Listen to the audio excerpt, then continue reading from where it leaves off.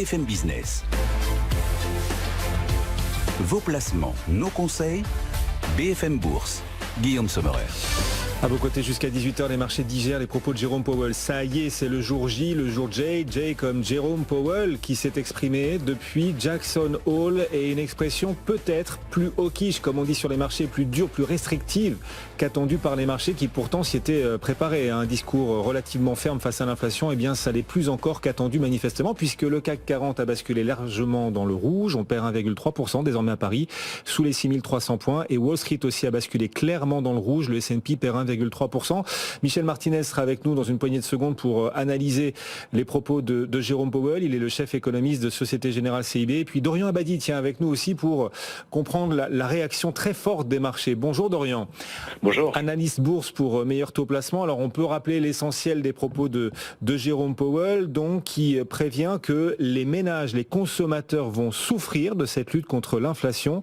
La Fed va vigoureusement user de ses outils, ce qui va entraîner une longue période de croissance faible, dit-il. Il dit aussi qu'il faut se méfier de la tentation de retourner sa stratégie de politique monétaire. L'histoire montre qu'il ne faut pas aller trop vite avant de changer de politique monétaire et de revenir en arrière, dit-il. Voilà, Jérôme Powell extrêmement ferme donc et des marchés qui ont basculé dans le rouge d'un point de vue technique. Est-ce que vous pensez que cette accélération baissière pourrait aller encore beaucoup plus loin? On vient sur le CAC de passer, on le disait Dorian, sous les 6300 points à l'instant même. Absolument, d'autant que cette accélération baissière véritablement a trouvé un nouveau souffle ces toutes dernières minutes à la lueur des propos de Jérôme Powell que vous relayiez. Donc on vient de rompre littéralement deux niveaux techniques assez importants, respectivement sur les 6340 points et les 6300 en l'espace de quelques minutes, pratiquement quelques secondes. Alors plutôt pour le début de semaine prochaine, en cas de décrochage baissier encore plus marqué, on surveillera surtout le support des 6200 points. C'est vraiment ce gros niveau technique que l'on surveille à court terme chez Meilleur Taux Placement, puisque là, vraiment, l'accélération se fait en direct, mais on devrait plutôt potentiellement atteindre un tel niveau à partir de lundi. Alors, il faut également évoquer l'autre possibilité, bien sûr, en cas de rebond. Là, on s'en remettrait plutôt à la zone désormais un peu lointaine des 6450 à 6500 points, qui sera cruciale, puisque le CAC est venu la tester plusieurs fois cette semaine, sans jamais réussir à la casser et à passer au-dessus. Alors il faut dire que les volumes investis jusqu'à présent, jusqu'à maintenant, ont été assez faibles, justement dans l'attente de ce fameux discours de Jérôme Powell. En effet, alors on suit les actions de très très près et donc ce CAC 40 au plus bas du jour, à nouveau, oui. On est en train de s'enfoncer de plus en plus à l'instant, moins 1,5%, Dorian, 6288 points, on voit que c'est le cas aussi du DAX à Francfort, moins 1,6 et à Wall Street c'est pas tellement mieux, le S&P perd 1,4% en ce moment. Sur le marché américain, quels sont les prochains seuils à vos yeux qu'il faudra surveiller pour mesurer l'ampleur du potentiel baissier ce soir ? Alors au niveau du S&P, clairement deux niveaux, là je dirais vraiment à court terme, ce sont respectivement les 4120 pour ne pas dire 4100 points.